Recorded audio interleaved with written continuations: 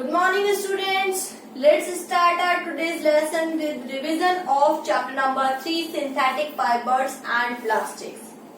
आज हम रिवीजन करेंगे चैप्टर नंबर 3 का जो कि है synthetic fibres and plastics. So let's start the revision. First of all, we should know what are the synthetic fibers. Synthetic fibers which are made by artificial means by man.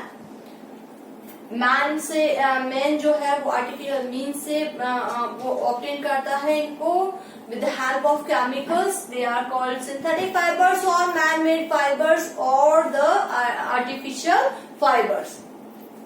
Now these man-made fibers or the synthetic fibers are made up of chemicals in factories. Chemicals से बना हुआ होता है, factories से बने हुए होते हैं. So they are the polymers. We can say they are made up of polymers. And what are polymers? Polymers are the long chain compounds which are made by simple units, and these simple units are called monomers. Synthetic fibres जो है वो polymers से बने हुए होते हैं. और polymers क्या होते हैं? छोटे छोटे यूनिट्स से के मिलने से बने हुए एक लॉन्ग चेन को हम क्या कहते हैं? पॉलीमर्स होते हैं. Just like if we are taking we take the example of polythene. Poly means many and thene means ethene. So the polythene is a polymer which is made up of simple units ethene. Ethene की बहुत सारी units से जिनको क्या monomer कहते हैं, simple units से मिलकर उनके मिलने से उनके जुड़ने से जो पॉलीमर बनता है that is polythene. So we can say the ethene is the monomer of polythene. Polythene का मोनोमर क्या है? इथीन है. So we are taking the first artificial fiber, that is rayon. So rayon is obtained from the wood pulp. So it is also called regenerated fiber. इसको हम regenerated fiber भी कहते हैं. And its property resembles to silk because it is very lustrous and smooth. Lustrous होता है जैसे silk होती है, वैसे उसमें बहुत ज्यादा shine होती है. So it is also called artificial silk. And it is also called regenerated fiber. And because it is obtained from rayon, it is not totally synthetic. क्योंकि इसमें कहीं ना कहीं हमने क्या किया है? एक नेचुरल सब्सटेंस को भी यूज किया है, तो ये टोटली हम इसको सिंथेटिक नहीं कह सकते हैं. And next it is use for different purposes, just like for manufacture of carpets, automobile tyre cords और बैंडेजेस वगैरह सब बनाने के काम में आता है. Next is the nylon. It is the pure synthetic fibre first that are made by man. ये सबसे फर्स्ट सिंथेटिक फाइबर्स है जो which is totally made by chemicals. So this is the true synthetic fibre made by man. सबसे पहला synthetic fibre यही है, nylon है.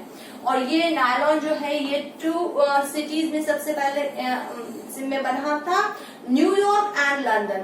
And according to that it's name is nylon, and for New York and alone belongs to London. So इसका नाम उन 2 cities के नाम पे नायलॉन और न्यूयॉर्क और लंदन के बेसिस पे पड़ा है. इसके अलावा ये बहुत स्ट्रॉन्ग होता है, बहुत लस्ट्रस होता है, इलास्टिक होता है, रिंकल फ्री होता है. जो भी सिंथेटिक फाइबर्स के प्रॉपर्टीज होती है वो सभी इसमें होती हैं. और ये डिफरेंट जो क्लाइंबिंग रोप्स होती है माउंटेनियरिंग के लिए उसमें काम में आता है. सॉक्स स्टॉकिंग्स बनाने के काम में आता है और डिफरेंट गारमेंट्स बनाने के काम में आते हैं. टूथ ब्रशेज और पॉम्स वगैरह बनाने के काम में आता है. नेक्स्ट आ जाता है हमारा पॉलिएस्टर. पॉली मीन्स बहुत सारे, एस्टर मीन्स एस्टर की बहुत सारी यूनिट्स को अगर हम when the units of ester combines to each other they make a long chain polymer that is called polyester. बहुत सारी एस्टर की यूनिट्स मिलकर पॉलिएस्टर बना देती हैं. ये भी जो है इसको हम क्या कर सकते हैं? डिफरेंट अदर जो नेचुरल फाइबर्स हैं उसके साथ ब्लेंड करके ब्लेंड कर सकते हैं. जस्ट लाइक पॉलिएस्टर को हमने कॉटन के साथ अगर ब्लेंड किया तो हमारा बन जाएगा, कॉटन के साथ करेंगे तो पॉलीकॉट बन जाएगा। इसी तरीके से अगर हमने इसको वूल के साथ ब्लेंड किया तो पॉली वूल बन जाएगा। So we take the two fibers, we can blend them or we can mix together to make the fabrics, so that we can get the properties of both synthetic and the natural fibers. तो अगर हम उनको blend करते हैं तो हमें दोनों की प्रॉपर्टीज मिल जाती है। उसके बाद एक बहुत कॉमन जो है पॉलिएस्टर दे रखा है, that is PET, polyvinyl polyethylene terephthalate. ये जो है ये काम में आता है हमारे बॉटल्स और जार बनाने के। इसके अलावा हमारा एक और है एक्रेलिक। एक्रेलिक जो है it is a synthetic fibre which resembles to wool. Wool में जो जो प्रॉपर्टीज होती हैं सारी की सारी प्रॉपर्टीज एक्रेलिक में भी होती हैं। तो but it is cheaper than the wool, so it is used on the place of wool. क्योंकि सारी प्रॉपर्टीज वूल के जैसी होती हैं पर ये उससे चीपर होता है, तो हम कई जगहों पर वूल की जगह एक्रेलिक को यूज करते हैं। उसके अलावा ये वही है कि यही है कि पॉलिएस्टर और एक्रेलिक को हम डिफरेंट गारमेंट्स वगैरह इन सबको बनाने के काम में आते हैं, ब्लेंडेड फाइबर्स बनाने के काम में आते हैं, फायर हाउस वगैरह बनाने के काम में आते हैं, लाइट वेट सेल्स बनाने के, जैकेट्स बनाने के, इसके अलावा फिल्टर, रोप्स, फिल्म्स वगैरह बनाने के काम में आते हैं। और हमने बताया कि PET जो है, जो कि बहुत ही कॉमन पॉलिएस्टर है, उसको बॉटल्स और जार्स बनाने के काम में आते हैं। एक्रेलिक क्योंकि वूल से रिजेंबल करता है, इसके लिए इससे स्वेटर, शॉल्स, कारपेट्स और ब्लैंकेट्स बनाए जाते हैं। नेक्स्ट हमारा आ जाता है प्लास्टिक आ जाते हैं। तो सिंथेटिक फाइबर जितने भी हमने सिंथेटिक फाइबर्स पढ़े, चाहे रेयॉन है, नायलॉन है, पॉलिएस्टर है, एक्रेलिक है, इन सब में जो कॉमन कैरेक्टरिस्टिक है वो यही है, they are very strong, they are moth free, मतलब वो उनसे इन्फेक्ट नहीं होते हैं, मॉथ वगैरह से इन्फेक्ट नहीं होते हैं। इसके अलावा स्ट्रॉन्ग हो ही गए, लाइट वेट होते हैं, रिंकल फ्री होते हैं, इजी टू ड्राई होते हैं। साथ ही साथ और क्या कह सकते हैं कि इनको क्योंकि रिंकल फ्री होते हैं, इनमें आयरनिंग की जरूरत नहीं होती है और श्रिंक नहीं होते हैं। इसके अलावा क्योंकि ये वाटर को बहुत कम एब्जॉर्ब करते हैं, ड्राई क्विकली हो जाते हैं, पर साथ ही साथ इनके कई डिसएडवांटेजेस भी हैं, that they catch fire easily, so that we can not wear them in kitchen और when we are working near fire. तो ये इसका डिसएडवांटेजेस भी हैं। इसके अलावा ये जो है ये स्किन प्रॉब्लम्स भी कॉज कर सकते हैं, क्योंकि ये कभी कभी जब when they rub with our skin they produces some spark and sometimes they causes some skin problems in some people. Then come to the next topic, that are plastics. Plastics are also polymers. Plastic भी क्या है, polymers हैं, जो कि simple units के मिलने से which are called monomers, which are made up of monomers, and when these monomers are linked together in a simple chain, then they are called linear monomers, and when these linear chains are cross-linked by some monomers or some joints, then they are called cross-linked polymers. कभी कभी ये simple chain में होते हैं, कभी कभी बहुत सारी सिंपल चेन जो होती है वो एक दूसरे से क्रॉस लिंक भी हो सकती हैं। तो according to that there are two type of plastic, thermoplastics and the thermostatic plastics. So the thermoplastics are the plastics which can can be heated and they become soft and they can be molded in the desired shape. इनको हम heat करके soft करके किसी भी desired shape में क्या कर सकते हैं, रिमोल्ड कर सकते हैं। And when we apply some pressure, they can easily bend. They do not break. जब हम इन पे प्रेशर अप्लाई करते हैं वो बैंड हो जाते हैं, ब्रेक नहीं होते हैं। On the other hand, the thermostatic plastics, when we give some heat to them, they do not become soft and they cannot be they do not molten and they cannot be molded in the desired shape. Once they have given a particular shape, they can not be moulded in another shape. एक बार जिस shape में आ जाते हैं उसके बाद हम उनको heat करके सॉफ्ट करके किसी और डिजायर्ड शेप में नहीं ला सकते हैं। And when we apply some pressure और force on them they easily break down. ये बैंड नहीं होते हैं, अगर हमने प्रेशर लगाया फोर्स लगाया तो वो इजीली ब्रेक हो जाते हैं। तो according to their properties their uses are different. Thermoplastic और थर्मोस्टैटिक प्लास्टिक की जो प्रॉपर्टीज हैं उनके अकॉर्डिंग उनके यूजेस भी अलग हैं। Just like polythene, polyvinyl chloride, perspex, polystyrene, bakelite, melamine, teflon, ये कुछ थर्मोस्टैटिक प्लास्टिक है और कुछ थर्मोप्लास्टिक्स हैं and they have different uses. You have to go through the table that is given on page number 42 and you have to see the main uses of them. Just like polyvinyl chloride that is used for floor coverings and ceiling tiles, raincoats, etc. Perspex for making lances, polystyrene for thermocol and packing material, bakelite it is used for plugs and switches and other electrical fittings, melamine for making unbreakable dinner set. Dinner set हमें बहुत अच्छी तरीके से पता है। उसके बाद Teflon है for making non stick cookware. So these are the main uses of different type of plastics. Now what are the common characteristics of both of them. इनके प्लास्टिक के कॉमन कैरेक्टरिस्टिक्स क्या होते हैं? Just first they are light, strong, durable, easy to handle. इनकी वजह से क्योंकि इनमें ये सब प्रॉपर्टीज होती हैं उनमें हम इनको डिफरेंट यूज में ले सकते हैं और इजीली हम इनको मोल्ड कर सकते हैं। जो हमारे थर्मोप्लास्टिक है हम उनको इजीली किसी भी कलर में किसी भी शेप में क्या कर सकते हैं, इजीली मोल्ड कर सकते हैं। Both type of plastics are poor conductor of heat and electricity. Heat और इलेक्ट्रिसिटी के पुअर कंडक्टर होते हैं। दे डू नॉट कोरोड और रस्ट, इनमें जंग वगैरह नहीं लगती है, खराब नहीं होती है। इसके अलावा they do not react with chemicals so that we can easily store different food items which can contain acids and we can store different type of chemicals also in them because they do not react with these plastics. Next they can be easily recycled. हम उनको क्या कर सकते हैं, easily recycle कर सकते हैं, but we have to keep in mind that when these plastics are recycled, to give them particular color, when these dyes, some particular dyes are mixed in them, so these dyes are harmful for the humans.